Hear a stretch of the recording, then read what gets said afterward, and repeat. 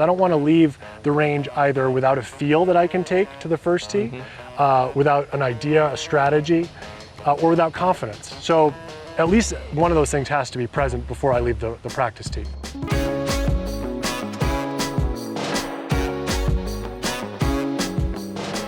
So we are joined today by professional golfer Mark Baldwin. Mark, a lot of players at home, a lot of students I've coached over the years are always asking, what should I do to warm up? And the reality is most amateur golfers barely get there in time for their tee time. So today I want you to kind of walk through what you would do if you had 30 or less minutes to warm up. So hopefully you at home can take some of these nuggets away, maybe find out what you feel is the most important thing that you would start for first if you're pressed with time to warm up, and we'll go from there. Sure. Well, for you at home, if you're maybe late to the golf course, or you're coming from work, or you have engagements with your children, or maybe your car got stolen, and you have limited time because you're filling out police reports. For me, I may or may not have dealt with one of those things recently. The most important thing is really just engaging your muscles, getting them ready and prepared. And so I did, like this morning, for instance, I didn't have a lot of time. Showed up cold, had been in somebody else's car, not my own, and really want to activate the muscles. So started by just doing some single leg squats, doing some balance exercise. I just took a club, held it, with one hand, just kind of reach down below your knee, kind of pick a point, and it gets you not only not only warms up your muscles, but kind of engages your balance, and gets you in a focused frame of mind, where you're quieting your mind, kind of all the stresses and the worries outside of what you're about to do dissipate. So that's really where I start, is just, I want to stretch, I want to get my muscles warmed up, and I want to feel like, even if I only get a few swings after that, they're going to be meaningful, good swings. Yeah, no, and that's perfect, because you're getting your body warmed up, you're getting in tune with what your body feels like, getting the body moving.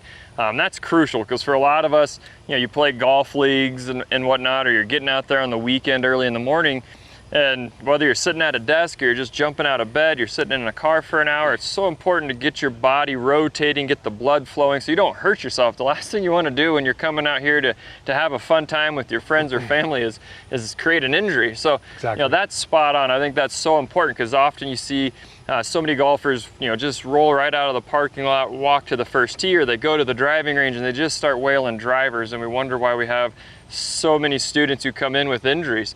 So getting your body warmed up, I love that. I think that's a key takeaway. It gets you aware of your balance, gets you aware of how your body's feeling and moving. Now from there, once you're warmed up, what would you say would be the next kind of important area you should focus on if you're pressed with time? Would it be the short game, the putting, the wedges, or would it be getting some just full air swings in? What would you say would be next? It depends on how much time you'd have, but so I'd go from kind of activating some muscle groups, the bigger muscle groups, into some rotational stretches. So just get down on the ground, cross one leg over the other, and then just twist the other way and hold that. So you're starting to engage your core and starting to just loosen up the rotational areas that are going to be necessary. And then next, I'd take maybe 2 clubs, 3 clubs, depending on how strong you are, or an orange whip, and I just start kind of gently feeling the flow of the golf swing, and you're feeling the weight kind of move your body. So you're not forcing anything. The club head weight is just dropping kind of down in front of your body. You're kind of feeling the bottom a little bit, and so from there, let's say you only have 5 or 10 minutes, right?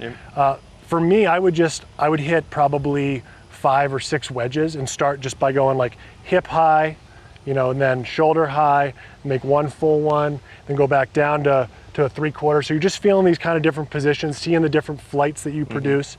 Then maybe you hit 1 7-iron, and then whatever club you have to go to the first tee with, whether it's a 3-wood or a driver, hit that club, because that's going to be the next shot that you hit on the golf course.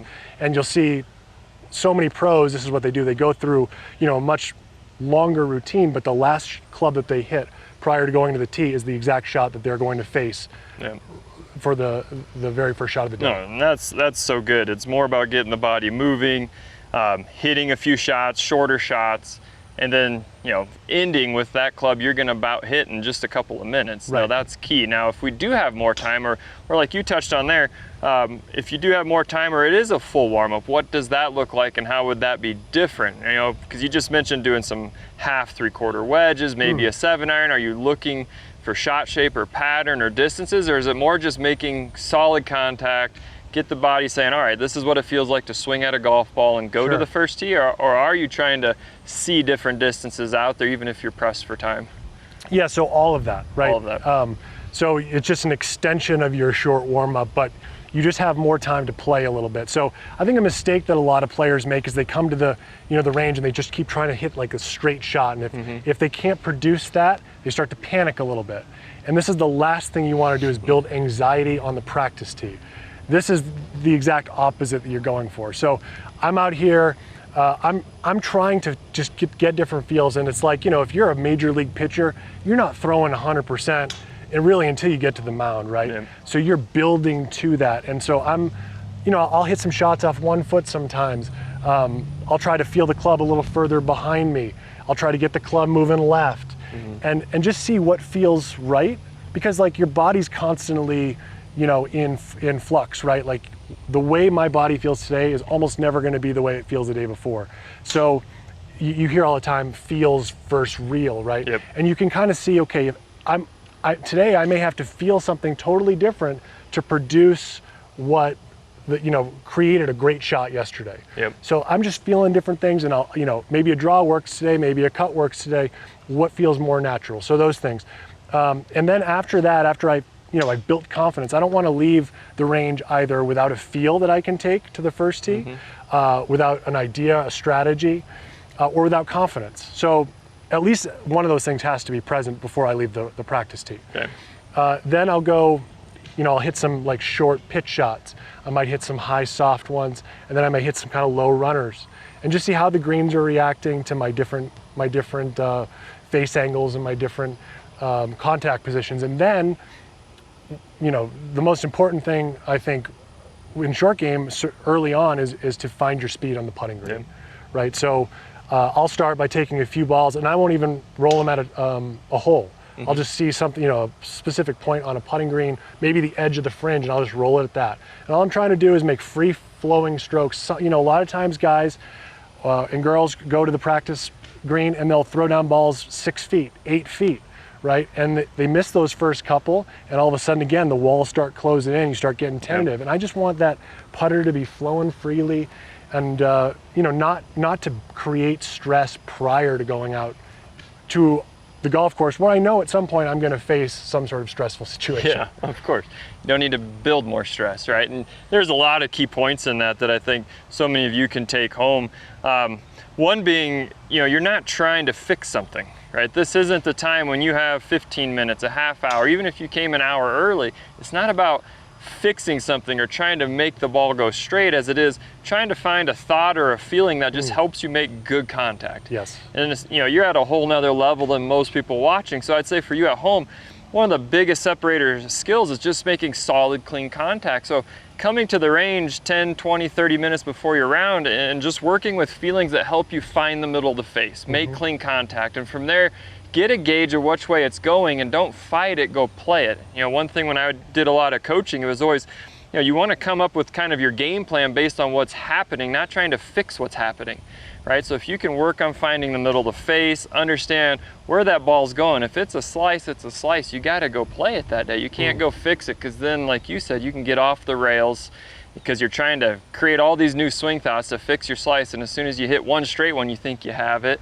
And then you're a basket case out there. So play with what you have, work with some thoughts or feelings that help you find the middle of the face, hit some wedge shots in there to get a sense of how the green's reacting. And then you touched on it, get a feel for speed. I mean, we were out here at the Pro-Am today and we saw putts going, 6 feet short to 15 feet by. Like, speed control is so important for so many out there. So getting that feel for speed, and then I'd always say, knock in a couple 3-footers right before you step off the green for confidence. It's all about building your confidence versus creating anxiety and having a plan to go to that first tee with confidence and hit that first shot and go have fun. Right. Perfect. I love it. Thank you. That was awesome. Thanks a lot.